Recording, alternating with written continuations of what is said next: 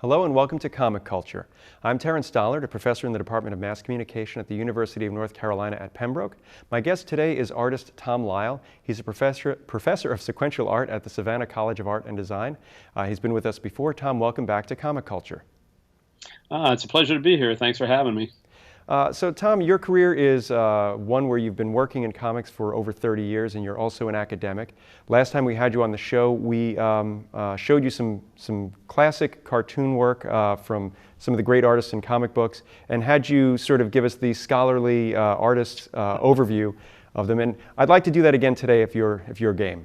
I'm game for it. Let's try.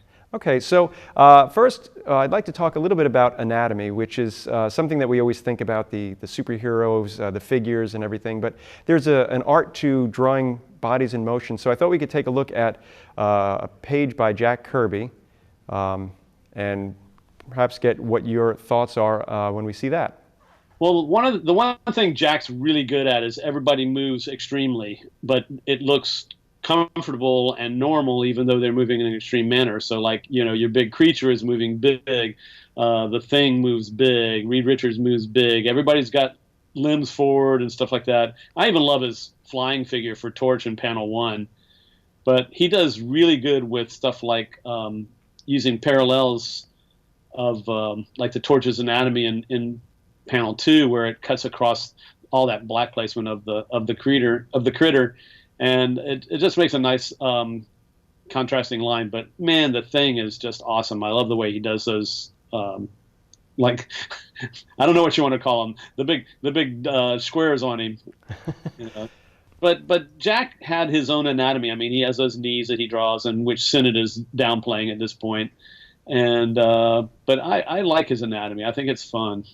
Well, that's what the question I was going to ask, because we are used to now, I guess the contemporary cartoonists are, well, they're almost photorealistic in their illustrations, whereas Jack Kirby is, well, he's just got his own view of the world, and when you look at that, it works for what he's doing, but it obviously would be kind of weird in real life. Yeah, I mean, the one thing that Jack started doing that bothered me a little bit is, like, you know, Reed Richards goes from being a skinny scientist to a steroid user, and I wish he was still drawing Reed a little skinnier, but yeah, Jack's anatomy is a little bit over the top, and it gets more over the top. Jack, actually, his biggest problem was he became a caricature of himself eventually, but not at this point. He's still at his prime right here. But the super realistic guys right now, I find kind of boring, and I miss some of the Kirby-esque dynamism. Yeah, the one thing I noticed that one shot of the Thing, I think it's the fourth panel. Yeah. You've talked about foreshortening before, and I was wondering if you could just kind of give us a sense of what that is on that panel, because the fist is sort of coming at us, but the arm is not as normal, as long as it normally would be. Right, but he's good at, like, some of my students always want to make the fist about twice as big as Kirby did, you know, there, and so they overemphasize it. But Jack has it just about the right size, just to look like this guy's coming at you with an intent to hurt you bad. And then I like the right arm going back with the foreshortening away from us, but he's also got that right knee coming at us. I mean, he's really good, and the black placement helps accentuate it up underneath the left arm with the fist is out. But Jack really was good at foreshortening. I have to admit. I mean, I love a lot of what he did with that. Now, on the other side of the spectrum is the next piece that we'll look at, which is, I believe it's an Atari Force piece by Jose Luis Garcia Lopez, and his art is as different as it can be from Jack Kirby. You know, it's funny, when I first encountered Jose, I was like, about his, because I was still a Kirbyite, and then Jose took over the Titans for Perez when Perez moved over to the new Titans book. And I just remember seeing an illustration he did. I think it was of Wonder Girl pointing directly at the camera. And speaking of foreshortening, the foreshortening he did was phenomenal on her arm. And he's even got some good foreshortening here on the guy reaching back, grabbing him in panel 6 there, or I guess it's 7 technically, with the bad guy where it says trapped. I like that. And then the rat critter jumping towards us in panel 7 is kind of cool. 8. But I like, he takes realism and pushes it a little further, because I love the way he uses the guy's mouth in the last panel on the page. Right, as he takes a fist to the nose. It's interesting when you see his artwork, because it does seem like, this could happen in the real world at that extreme moment. Yeah, and the weird thing about this, though, is I've seen some of these pages in black and white, and I hate to say it, but the coloring hurts a lot of his work here, because they've used what's called a knockout at the bottom of the panel on the bottom left, where two of the characters are just gray, or one's just gray, and then the other one's kind of got that bluish whatever color. And it's like, oh man, it just takes away so much of his detail and power. So I'm not a huge fan of the coloring on this, but I love his choreography here. With the first three panels, the choreography of that fight is awesome. And so we talk about color. When you see something that's knocked out like that, is that done for time, or is that done as like an artistic choice by the colorist? It was a common practice back then. It was actually called a knockout, and it was to simplify things so that your page didn't become just all local color. And by local color, I mean the actual colors of the objects. And because if you do all just local color, the page loses emotional impact. But I find it got used too much at times, and on that particular page, I'm not a big fan of it. All right, so let's take a look at another artist. This is an artist who I first encountered when he was working on Detective Comics in the 1980s, and he had a celebrated run on Daredevil and on Dracula for Marvel. Gene Colan or Colan. That was Colan. Okay, and his artwork, again, it's sort of in that Kirby vein where it's really not realistic, but there's a real power to it. It's really weird. I had the pleasure of seeing Gene at conventions draw, and he did no underdrawing. He just drew, and it drives me crazy because I have to do underdrawing, structuring out the figure and figuring out where everything goes. But he just drew, and there's such a lush quality to his lines, and it's not always correct, but it's got this cool exaggeration that's really fun. And then Palmer brings in all that cool black and white, like on her face in panel 1. Some of that's Gene, but Tom also brought a lot of that in. So they were a really, really, really deadly fun combination together. And we see in that bottom panel of the woman who's, I guess, fainted, and we see the legs are towards the camera, and we see the smaller torso leading up to the, I guess, the gentleman in the death mask. And I guess that would be that foreshortening again, where I guess it'd be lengthening. Yeah, really. It's technically foreshortening still, but yeah. But yeah, I mean, he's done a really good job because her right leg is a little bit longer to us, because the left leg that's closest to us is the one we're seeing foreshortened a little bit. But I like the whole body foreshortening because her upper torso gets a little smaller as it goes away from us. And also Tom and Gene have done a good job of placing all the black placements so that we get to see her body against him by all those heavy blacks on him. But man, that's some nice choreography. And the camera angle too, where we see the tilted horizon, and it's just it's very subtle, but at the same time, as I always tell my students, if you saw the world in that position, chances are there's something wrong. Yes, but it does add for drama here. Absolutely. So I thought, since we've been talking about foreshortening and anatomy, that we could take a look at a page by George Perez. This is a double-page spread from New Teen Titans. And this is where he's, I guess, just going crazy with everything. And I wanted to see what you thought about that.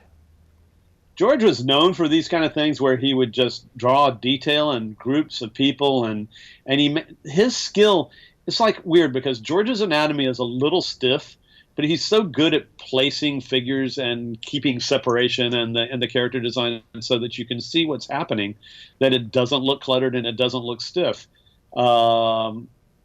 I like that layout, but if I had done that layout, I would have gotten yelled at, by the way.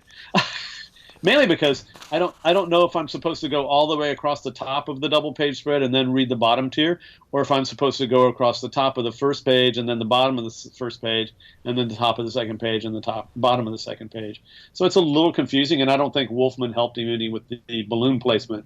Writers, actually, I used to place my own balloons on Robin, but the balloons pull your eye around the page too, and it's kind of my inclination, because all of the top tier panels have all the balloons at the top, would be to read the whole top tier across before I went to the bottom tier. That is something that you do see with some of these double page spreads. They don't make that logical flow, and sometimes if you have pages of a similar design, you might, I know for me, especially in some of the modern comics, you'll have two pages that you're not sure if it's a double page spread or if it's two single pages, and it can kind of pull your eye in the wrong direction. Yeah, and I said George's anatomy is a little stiff, but you know what? It's there, it's right, and he's got dynamism to his stuff, so it makes up for any shortcomings in his work. And good Lord, the man definitely reveled in drawing crowds, and that's what he was known for. So I like his work here. I mean, and by the way, one of the things I have to always talk to my students about is character design, and every character on this page has a unique look to where you can tell them apart easily. And that's hard to do. I mean, especially when you got multiple people in skin tight suits, but you know, they all very, very much look different. And by the way, costumes that George has designed, most people hate drawing. Like Deathstroke's costume is a pain in the butt to draw, but but it's cool looking. Well, that's the thing. It always seemed like he was able to. It's almost like he's got a cast of actors that he's working with, and I guess that brings us up to the next topic. You had mentioned last time about acting and how the artist is able to kind of create individuals on the page through the way that they interact with each other. So I had some examples that I thought we could take a look at. If we could take a look at the first one. Sure. I think this is Leonard Starr from a newspaper strip. Mary Perkins on Stage. As a kid, I read this strip because I loved his art. I could have given a phooey about soap opera strips, but man, it was beautiful to look at. And that one character kind of looks like George Goober Lindsay.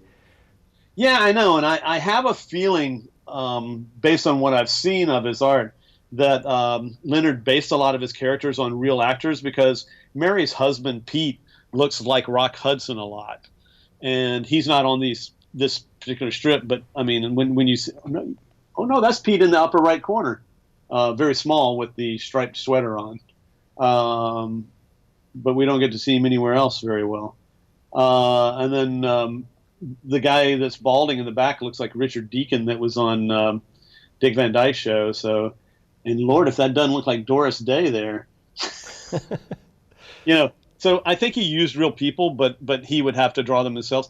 But man, his anatomy and acting go together so well, and he would always do really cool things with Mary's hair and then the black placement. Like just as an example, the second tier, the far right panel where she has her hand against her hair, her hand stands out so nicely because her hair is so dark, you know, and that's a really nice acting gesture too that she does. He obviously watched real people a lot because Mary is supposed to be an actress, so she better darn well move like one. Right, and it seems like that, you know, when in that second tier, as you call it, the center panel, the gentleman looks confused and his body language comes across as confused. Yes, yeah, and then she looks concerned right next to him, you know, and then she's thinking in the next panel when she's pulling up the collar on her jacket, which I like. So. And I love the way she's holding her hands like an actress / fashion model would do to take the keys in that bottom tier left panel. That's just gorgeous. Now, when we see something like this, it seems simple. And I'm just wondering, from your experience, when you're putting these figures down on the page, and you've got to come up with realistic body language, how difficult or easy is it for you to kind of settle on that final pose? Sometimes it's easy and sometimes it's difficult. And I will tell you, when I'm illustrating women, I fall back on gestures I see my wife do, probably far too often, so that too many people, females, act like my wife would do. But I'm constantly telling my students, and I do this all the time, when you're out in public, watch people and watch how they move and try and keep that in your mind so that you don't have all your characters moving like you would move or one other person you know would move. Because, you know, everybody reacts to things differently. So I think Leonard had a really, really good understanding of how Mary should move. And then the side characters, I think the reason he probably chose actors for their faces as a starting point, obviously they don't look exactly like them, but they look darn close to him. I mean, in that last panel, that looks a lot like Doris Day. But it probably helped him figure out the acting by having seen the person in real life as an actor and watch them act. But it's hard. I mean, I see a lot of times acting on my students' work that is stuff from cartoons that's a cartoonist version of reality. And so it's an exaggeration of exaggeration of exaggeration. And it's bad. Like one of the things I see all the time is where a character puts their knees together and sticks their feet out, and nobody puts their knees together like that. I mean, it's just, come on. but it's kind of an anime mangaism that my students love, and it's kind of a easy acting. It's the harder acting, especially subtle stuff. By the way, is the hardest to do. Over the top acting is very easy. I've got another one that I'd like to look at, and this is from one of my favorite artists when I was younger, is John Byrne from his run on the Fantastic Four. And looking at this panel now, it's supposed to be, I guess, at the end of a mission, happy times, but compared to Leonard Starr, the emotions seem a little stiff. John has a cartooniness to his style, and a common malady that happens to people, and happened to me too, is too many of your characters move and act alike. So, like, especially when she runs out with her arms out in that second panel, man, that right leg, I think it's coming forward, is stiff as a board. And I don't even like her arms fully outstretched like that. I know what he's trying to do. He's trying to show how much she wants to be with him. But, you know, I think he almost overemphasized it. Reed's figure in that particular one is not bad, though, but I find hers irritating. Kisses are hard as crud to do, and he did a pretty good job with that kiss, though. But look at how close many of his characters move similarly. Like Johnny in the fourth panel, his hand gesture looks kind of like what Reed's doing in the first panel. I've got another panel that I'd like to go to, another page rather, just to contrast. You said kisses are hard to do. I've got something from Jose Luis Garcia Lopez from Cinder and Ash, which I'd like to take a look at, because this is, again, well, this is just something. My goodness. He's really good at natural acting and yet pushing it a little bit. And I'll tell you, in panel 3, when she's got her hands behind his head, that's some passion. He's just so darn good. He knows his anatomy so well. It drives me crazy to look at that. Because I've had to draw a kiss before. It's hard. And he drew 7 panels in a row of kisses. It always looks so effortless when he does it too, and that's part of the reason why I've lost so much hair over the years, is just pulling it out, saying I can't do it that well. I have, whenever I meet him, I just go, I'm not worthy, I'm not worthy. And he's, by the way, a very, very humble man, which is cool, because considering all the talent he has. But I've never been able to talk to him about his training yet, and I'd love to. Because I want to know how he learned such great anatomy and also such great acting. If he watches movies, or if he just watches people, or what. Or if he's ever shot models doing some stuff to help him. Like, I do know Starr and Stan Drake and Alex Raymond and all those guys used to make so much money, they would hire models sometimes to pose for him. For Stan Drake, it was a way of scoring girls. He would go after women and ask them to model for him. I do know that. It's funny, there's the classic film How to Murder Your Wife with Jack Lemmon, where he plays a cartoonist who's got a fabulous lifestyle in the big city. And I'm thinking today there aren't too many folks who are able to afford a butler and a chauffeur. No, but I will tell you, up until the 50s and maybe even the 60s, comic strip artists made some money. And it's sad that it's gone.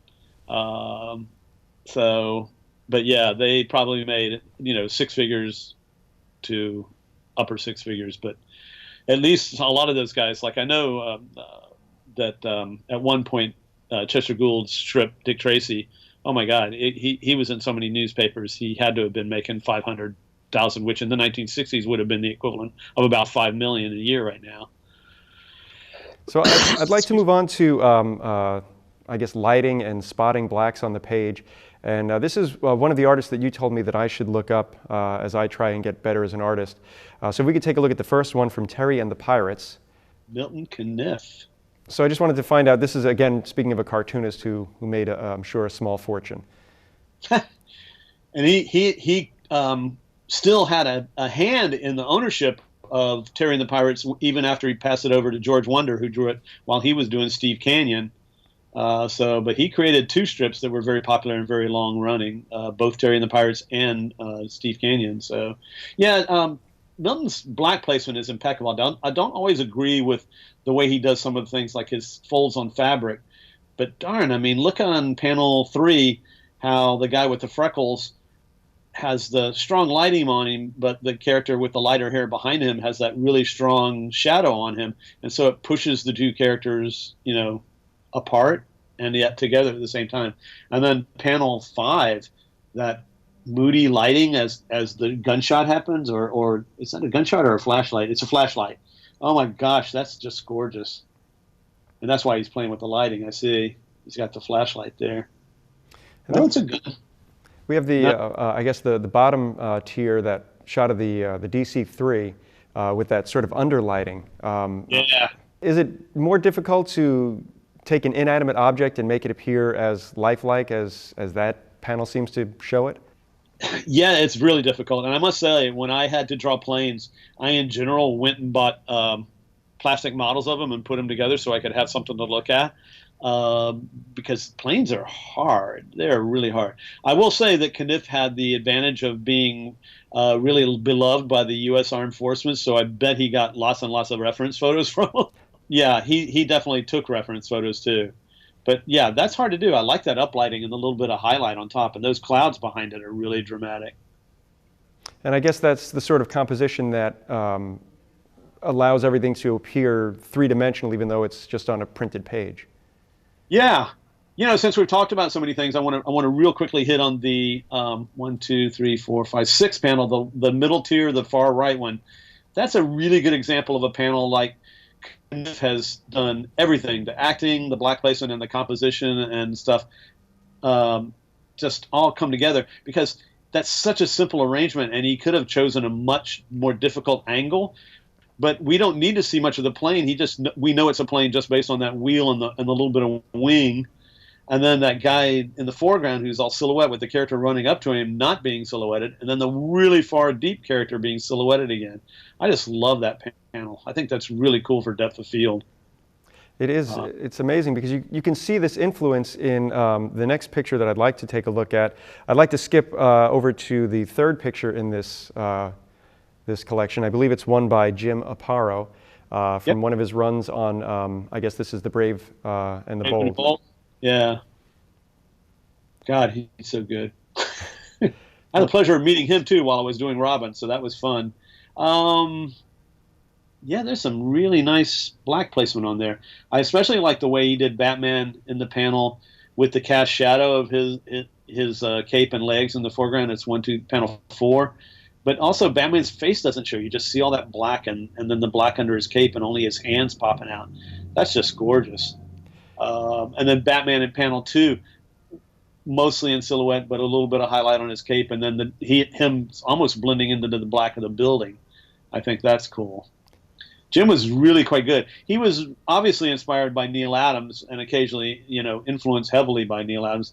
But I think he out-Neiled Neil sometimes, on his stuff in terms of black placement. Well, he certainly had the length to his career, whereas Neil seemed to go into advertising. Jim kind of stayed with it. And of course, when you consider he was penciling, inking, and lettering every page that he worked on, it's just amazing. I know I tend to forget that he lettered his own work. That's like insanely amazing that he would be able to do a monthly book on that schedule, because I had trouble penciling a page a day, and he was obviously penciling and inking a page a day, so and lettering. So, and that's the old days when you had to do the lettering on the base art.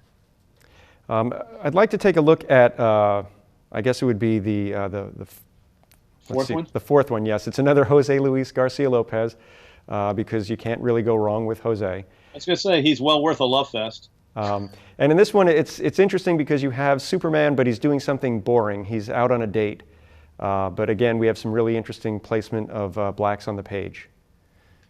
Yeah, especially with the waiter's dark jacket behind Superman, that really pushes him forward.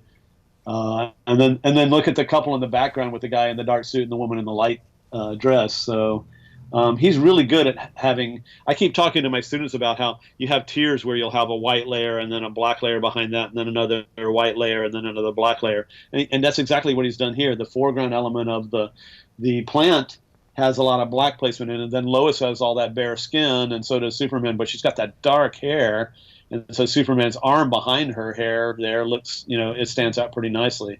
He's done a really good job with all the black placement, doing it. And then the woman to the far left, it's in that knockout blue coloring we were talking about. She's in a light outfit but has dark hair, but the guy next to her has light hair and a dark outfit. And that's one of the things I tell my students you got to do is contrast.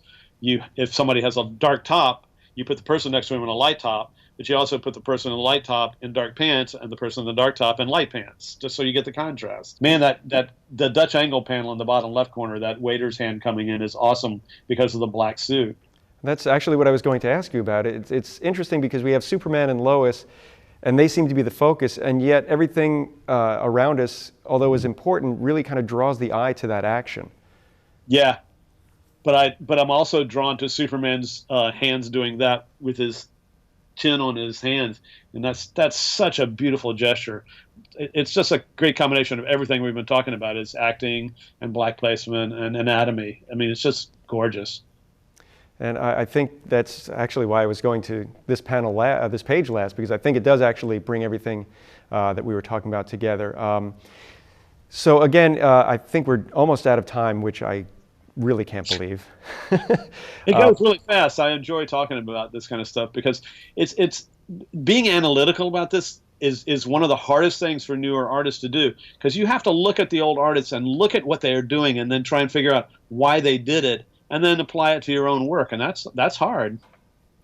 Well, Tom, I've been told we have about 30 seconds left. I want to thank you for spending the time with me today talking about some beautiful pictures. And I'd like to thank you at home for watching Comic Culture. We will see you again soon.